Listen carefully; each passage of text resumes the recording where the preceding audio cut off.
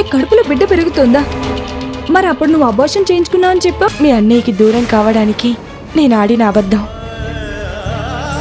అతని ద్వారా పుట్టబోయే బిడ్డనే కాదనుకున్నందుకు అతను నాకు శాశ్వతంగా దూరం అవుతారని అనుకున్నాను. కానీ ఇంకా అతను నా కోసం ఆలోచిస్తూనే ఉన్నారు. ఇక మీద ఆలోచించకూడదని చివరికి అవినాష్తో కాపురం చేస్తున్నానని అబద్ధం చెప్పాను. నాకు అవినాష్కి మధ్య అక్రమ సంబంధం ఉందన్నా మీ అన్నయ్య అనుమానాన్ని నువ్వు నిజం చెయ్యాలి. నా చిన్నప్పటి నుంచి మా అమ్మ ఎలా ఉంటుందో నాకు తెలీదు, ఆ దేవుడు ఎలా ఉంటాడో కూడా నాకు తెలీదు. కానీ ఆ ఇద్దరిని నా వదినలో చూసుకున్నాను. ఇప్పుడు ఆ వదిన ఉన్న పరిస్థితిని చూసి తట్టుకోవడం నా వల్ల కావట్లేదు సీను.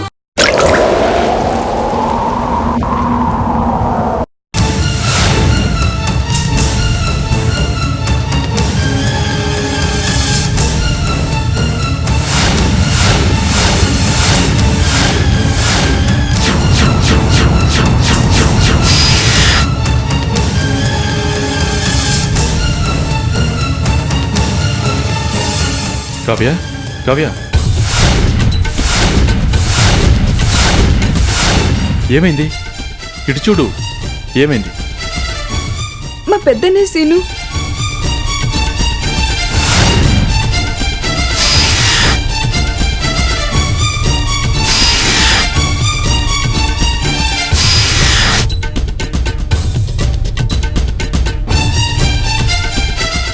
ఒక్క క్షణం నేను జాగ్రత్త పడకుండా ఉంటే మన ఇద్దరం అన్నయ్య కంట్లో పడుండేవాళ్ళం.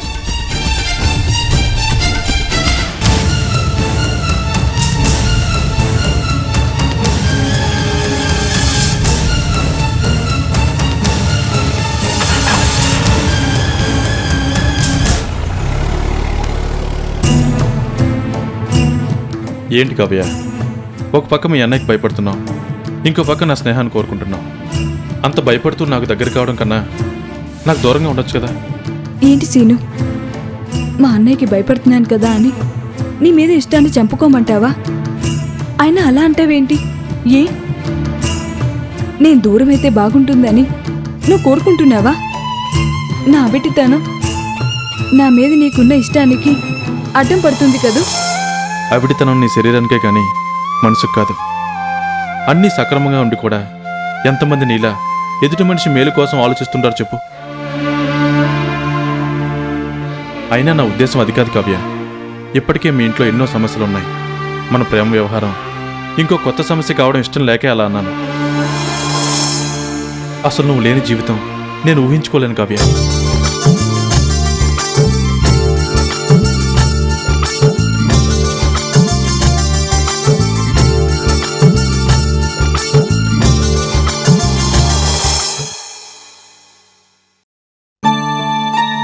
Good morning sir. Good morning. రండి కూర్చోండి. Thank you sir. సార్, ఎందుకో రమ్మన్నారట? మీరు కన్స్ట్రక్షన్ వర్క్ చేస్తున్నారు కదా? అవును సార్. మా ఫుడ్ కార్పొరేషన్కి ఓ గొడౌన్ కన్స్ట్రక్షన్ చేయాలి. దాని గురించి మాట్లాడదామని. సార్, మీరు పొరపాటు పడుతున్నారేమో. మీ నోటిఫికేషన్కి నేను టెండర్ కూడా వేయలేదే. మీరు టెండర్ వేయకపోయినా పర్వాలేదు. టెండర్ వేసిన వాళ్ళలో క్యాపబుల్ కాంట్రాక్టర్స్ లేనప్పుడు మాకు నమ్మకం ఉన్న వాళ్ళకి కాంట్రాక్ట్ ఇచ్చే అధికారం నాకుంది. ఆ అధికారంతోనే ఈ కాంట్రాక్ట్ మీకు ఇవ్వాలని నిర్ణయానికి వచ్చాను. Thank you sir. మీకు నా మీద ఉన్న నమ్మకానికి చాలా థ్యాంక్స్. థ్యాంక్స్ చెప్పాల్సింది నాకు కాదు, అవినాష్ గారికి చెప్పండి.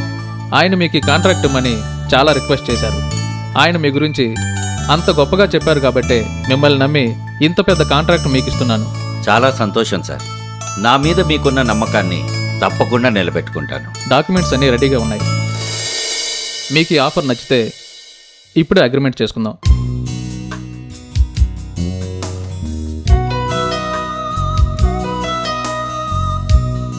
ఇంత మంచి అవకాశాన్ని ఇచ్చి నచ్చిందా లేదా అని అడుగుతారేంటి సార్?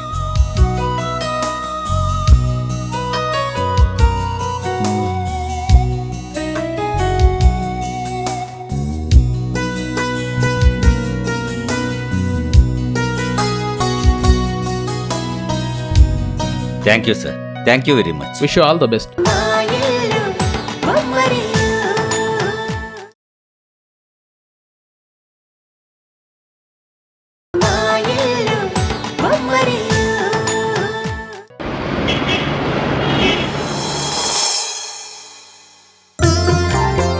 బోనా బోనా ఏమిటండి ఈరోజు చాలా సంతోషంగా ఉన్నారు? అవును బోనా, ఒక గుడ్ న్యూస్. ఆ ఫుడ్ కార్పొరేషన్ గోడౌన్ కాంట్రాక్ట్ మనకే వచ్చింది. అలాగా, పోనీలేండి.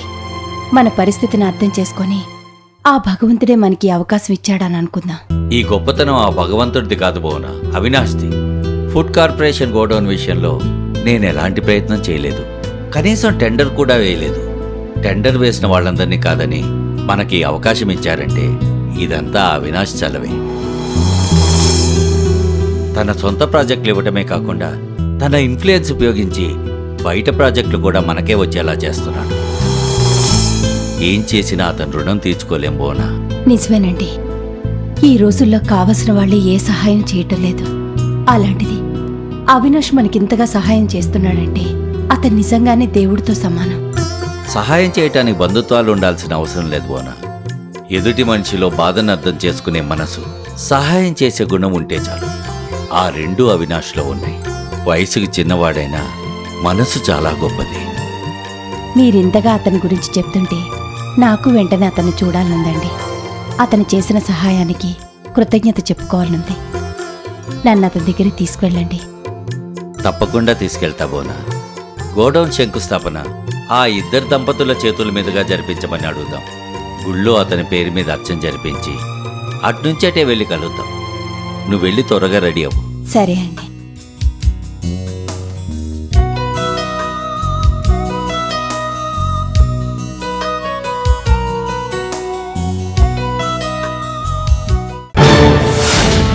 అవినాష్ అవినాష్ అవినాష్! ఎవడ్రా ఈ అవినాష్? నన్ను కాదు నా రాజేంద్రన్ ఎందుకు సపోర్ట్ చేస్తున్నాడు? మళ్ళీ ఏం జరిగింది సార్? ఇంకా ఏం జరగాలి? మనం రాజేంద్ర పతనాన్ని కోరుకుంటూ ఉంటే ఆ అవినాష్ గారు రాజేంద్రని ఒక్కొక్క మెట్టు పైకెక్కిస్తున్నాడు. మనం ఫుడ్ కార్పొరేషన్ గోడౌన్ కోసం టెండర్ వేస్తే ఆ అవినాష్ గారు దాన్ని మనకి కానియకుండా తన ఇన్ఫ్లుయెన్స్ ఉపయోగించి ఆ కాంట్రాక్ట్ రాజేంద్రకి అప్పగించాడు. అసలు వాడు ఏమనుకుంటున్నాడు? ముందు వాడికి ఫోన్ కలుపు, వాడితో మాట్లాడాలి.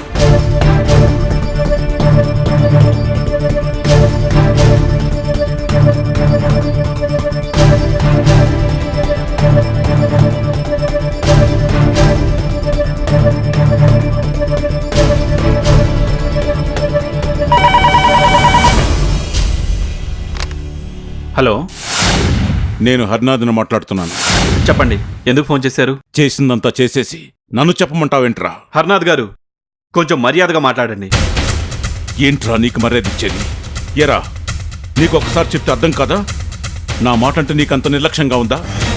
ఆ రాజేంద్రకి సహాయం చేసి నాకు శత్రువు అవుతున్నావు. నీ నాశనాన్ని నువ్వు కోరి తెచ్చుకుంటున్నావు.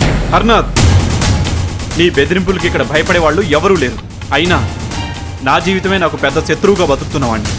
అంతకంటే నాకెవ్వరూ పెద్ద శత్రువు కాలేరు. ఒకవేళ అయినా నన్నేమీ చేయలేదు. ఇలా ఫోన్ చేసి నన్ను రెచ్చగొట్టదు.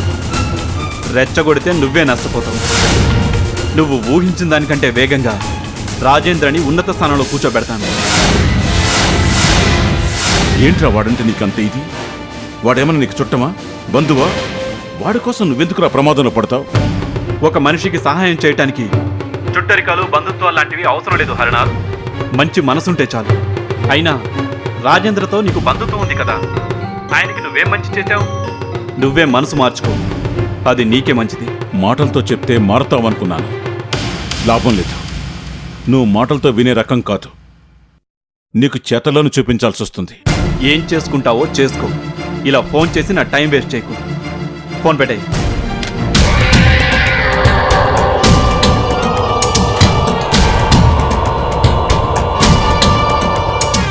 ఎంత పొగర్రా ఈ కుర్రనాయలు గడికి! నాకే నీతులు చెప్తాడా? అయిపోయాడు రా వీడు. వాడి డీటెయిల్స్ మొత్తం నాకు కావాలని చెప్పాను. తెచ్చావా? లేదు సార్, అదే పనిలో ఉన్నాను. తొందరలోనే తెస్తాను. తొందర! వెంటనే వాడి వివరాలు నాకు కావాలి. నేను వాడి అంతు చూడాలి. వెళ్ళి వాడి డీటెయిల్స్ మొత్తం కనుక్కురా. అలాగే కనుక్కుంటాను సార్. ఏంటి ఇంకా కనుక్కునేది? వెళ్ళు, తొందరగా కనుక్కునరా.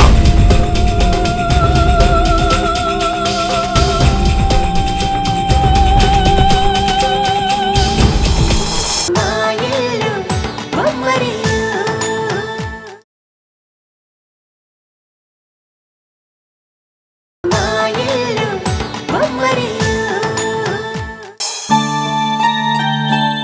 ఉన్ని పేపర్ చదివించి చాలు. స్కూల్ బ్యాగ్ ఎక్కడ పెట్టావు? అక్కడ పెట్టాను మమ్మీ. ఎక్కడుంది? తీసుకురా.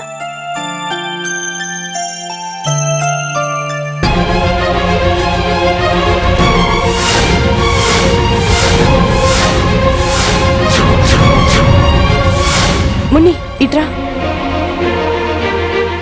నువ్వు వెళ్ళి టిఫిన్ తిను.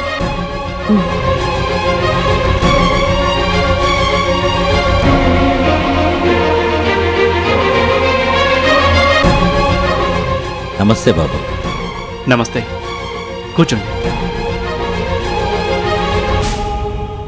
ఈ ప్రసాదం తీసుకోండి. మీ పేరున గుళ్ళో అర్చన చేయించాం.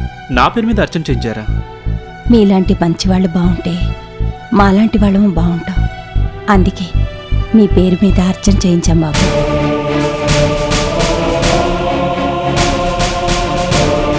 ఇప్పుడు నేనేం చేశానని నా మీద ఇంత అభిమానం చూపిస్తున్నారు? మీరు మా మీద చూపిస్తున్న అభిమానంతో పోలిస్తే మేం మీ మీద చూపించే అభిమానం ఏపాటిది బాబు. సర్వం కోల్పోయి దిక్కుతోచని స్థితిలో ఉన్న నాకు నా చిట్టి తల్లి భార్గవి పెట్టుబడిగా తన ఆస్తిని నాకిచ్చి నాకు పునర్జన్మనిచ్చింది. మీరు అవకాశాలిచ్చి ఆ జన్మకి జీవం పోశారు. మీ ఇద్దరి రుణం ఈ జన్మలో తీర్చుకోలేను. అవును బాబు, మీరు చేస్తున్న సహాయం చూస్తుంటే మేమేమిటో, ఉన్నట్టుండి మా పరిస్థితి ఇలా తారుమారవటానికి కారణమేమిటో మీకు అర్థమయ్యే ఉంటుంది. కానీ మీరు మా మీద ఎందుకింత అభిమానం చూపిస్తున్నారో దానికి కారణమేమిటో మేము తెలుసుకోవచ్చా?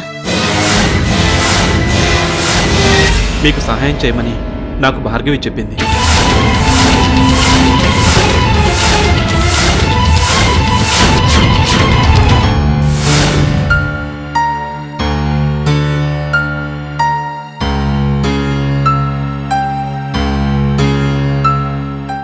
అదే అంటే భార్గవి నాతో చెప్పిందని మీరు అనుకోండి.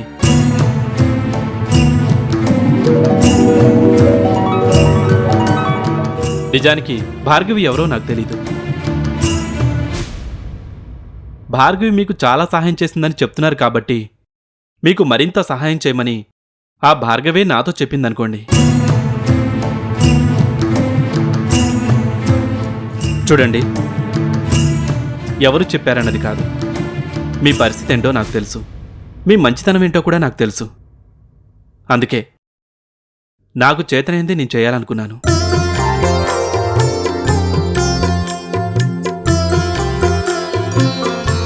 ఇంకో ముఖ్య విషయం, మీకు హరణాతో శత్రుత్వం ఉందని విన్నాను.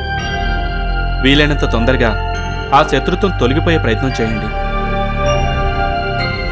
ఎందుకంటే మంచివాళ్లతో స్నేహం లేకపోయినా పర్వాలేదు, కానీ చెడ్డవాళ్లతో శత్రుత్వం మాత్రం మంచిది కాదు. ఇప్పుడు ఇదంతా ఎందుకు చెప్తున్నారు? నాకు హెల్ప్ చేసినందుకు ఆ హరి మిమ్మల్ని ఏమన్నా అన్నాడా? ఆయనేదో అంటాడని కాదు, ఎప్పటికైనా శత్రుత్వం మంచిది కాదని నా ఉద్దేశం. ఎలాగూ మీ అమ్మాయి ఆ ఇంటి కోడలే కదా, మీ మధ్య సంబంధాలు మెరుగుపరుచుకుంటే బావుంటుంది. ఆ హరి నన్ను శత్రువులా చూస్తాడే గాని నేనెప్పుడూ అతన్ని శత్రువులా చూడలేదు. అతనే ఏదో మనసులో పెట్టుకున్నాడు. చిన్నవాడివైనా చాలా మంచి మాట చెప్పావు బాబు. మా మధ్య ఉన్న మనస్పర్ధల్ని తొలగించుకోవటానికి తప్పకుండా ప్రయత్నిస్తాను. మాదొక చిన్న రిక్వెస్ట్ బాబు. ఏంటో చెప్పండి. ప్రాజెక్టు శంకుస్థాపన మీ భార్యాభర్తల చేతుల మీదుగా జరిపించాలనేది మా కోరిక. మీరు తప్పకుండా రావాలి. క్షమించండి రాజేంద్ర గారు, నా భార్య లేదు.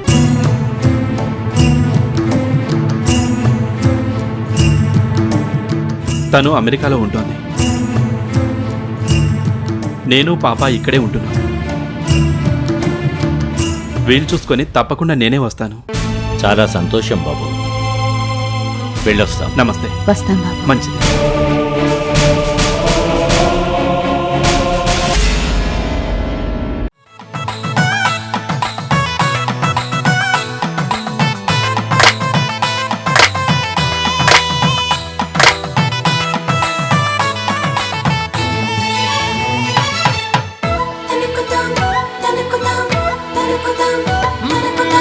ఎక్కడిదో అల్లరి గాలి సరదాగానే వీచే చిన్నారి కిన్నెర సాని